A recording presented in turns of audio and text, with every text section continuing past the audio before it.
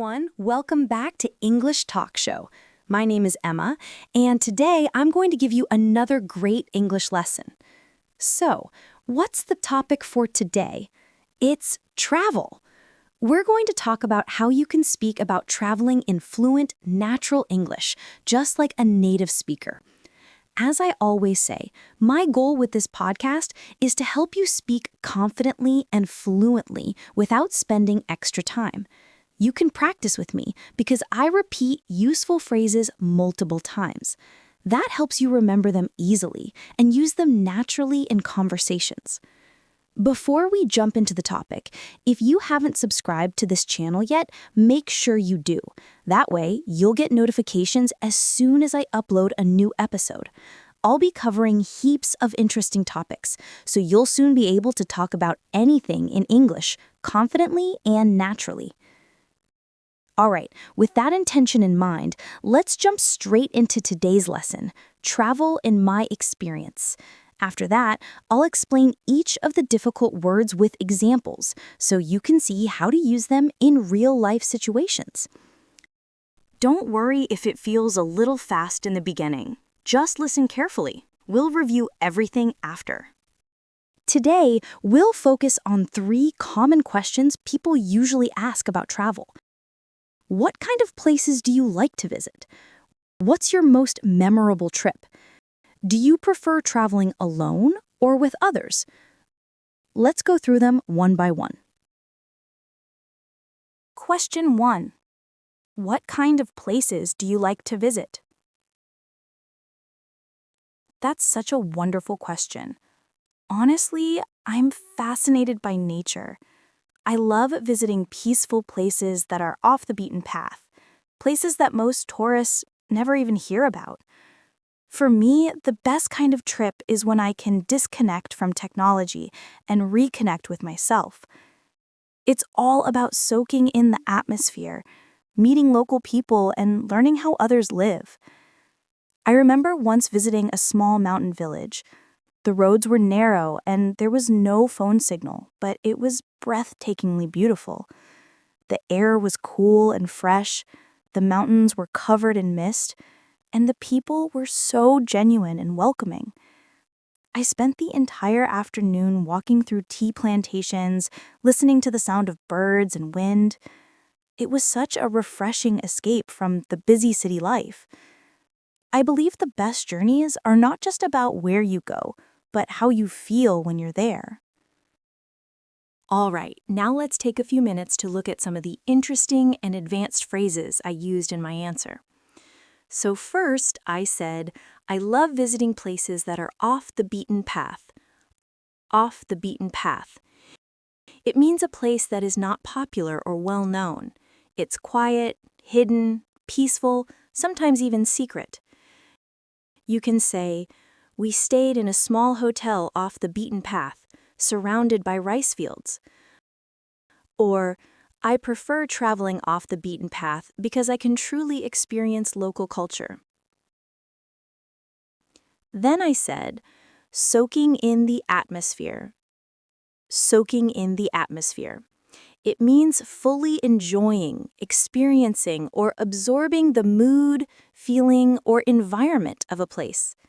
For example, you can say, as I sat by the beach at sunset, I just closed my eyes and soaked in the atmosphere. I also said, the view was breathtakingly beautiful. Breathtakingly beautiful. Breathtakingly beautiful means something is so beautiful that it almost takes your breath away. You can use it to describe scenery, people, art, or even a moment. For example, the sunset over the ocean was breathtakingly beautiful. Or, her wedding dress was breathtakingly beautiful. Everyone was amazed. Question 2. What's your most memorable trip? I have so many wonderful memories, but one that truly stands out is my beach trip with friends last summer. We rented a small house near the ocean, and from the balcony, you could see the waves crashing softly on the shore. The atmosphere was magical, calm, peaceful and full of laughter. Every morning, we watched the sunrise while sipping coffee. During the day, we played volleyball, swam in the sea, and tried some local seafood dishes. At night, we built a campfire, sang songs, and shared stories under the stars. That trip helped me unwind completely after months of hard work and pressure. It reminded me that travel isn't just about seeing new places. It's about creating memories that stay with your heart forever. Okay, now let's go through the difficult words and phrases. I said, that trip helped me unwind completely after months of hard work. Unwind. It means to relax, to let go of stress, and to calm your mind and body. When you unwind, you stop thinking about problems or responsibilities. You just enjoy the moment. For example, after work, I usually unwind by reading a good book. Or you can say, the sound of waves always helps me unwind. Notice how natural it sounds. Help me unwind, time to unwind, ways to unwind. You can use it anytime you want to talk about relaxing after stress. Then I said, the one that truly stands out is my beach trip. Stand out means someone or something that is noticeably better or more impressive than others. For example, you can say, she was the standout performer in the competition, or the new player quickly became a standout on the team. Question 3. Do you prefer traveling alone or with others? That's an interesting one. Honestly, I enjoy both for different reasons. When I travel alone, I feel liberated. I can go anywhere I want, take my time, and follow my own rhythm. Solo travel gives me a chance to reflect, think deeply, and learn more about myself. For example, when I went hiking alone in a forest, I realized how peaceful silence can be. There was no rush, no schedule, just me, nature, and the sound of birds. It was one of the most freeing experiences I've ever had. But when I travel with others, my friends or family, the joy comes from sharing. You laugh together, eat together, and even when something goes wrong, it becomes a story you'll laugh about later. So for me, both kinds of travel are beautiful in their own ways. All right, now the difficult words. Here I said, when I travel alone, I feel liberated. Liberated, meaning feeling free, independent, and unrestricted. You often feel liberated when you can make your own choices or live without pressure. Example 1.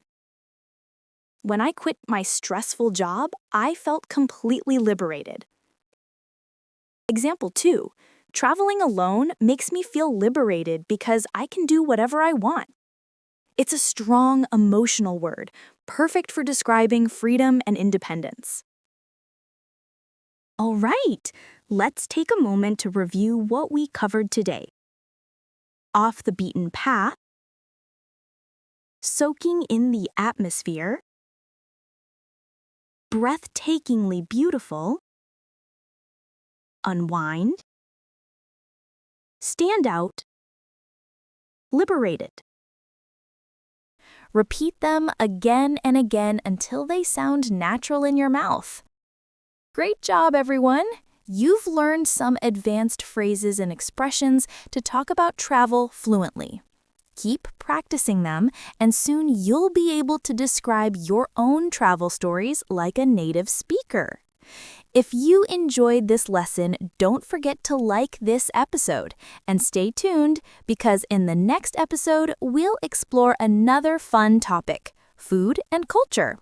See you next time on English Talk Show. Bye for now.